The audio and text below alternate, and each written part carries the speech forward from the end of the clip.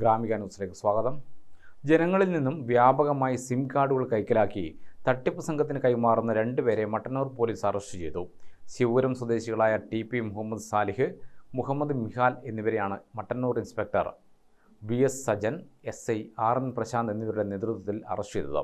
നിർധന വിദ്യാർത്ഥികൾക്ക് നൽകുന്ന ഫോണിൽ ഉപയോഗിക്കാനെന്നും മറ്റും പറഞ്ഞാണ് ആൾക്കാരെ സമീപിച്ച് സിം കാർഡ് വാങ്ങുന്നത്.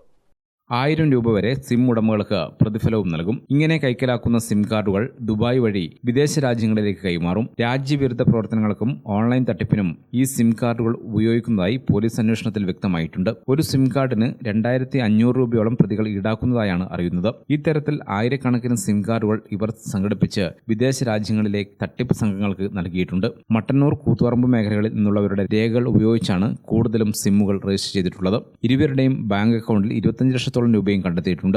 കേസിൽ അന്വേഷണം നടക്കുകയാണെന്നും കൂടുതൽ പേർ പിടിയിലാകുമെന്നും പോലീസ് അറിയിച്ചു. കൂത്തുപറമ്പ് ACP KV വേണുഗോപാലിന്റെ മേൽനോട്ടത്തിലാണ് അന്വേഷണം പുരോഗമിക്കുന്നത്. കോടതിയിൽ ഹാജരാക്കിയ ഇരുവരെയും റിമാൻഡ് ചെയ്തു. ഗ്രാമിക ന്യൂസ്, മട്ടന്നൂർ.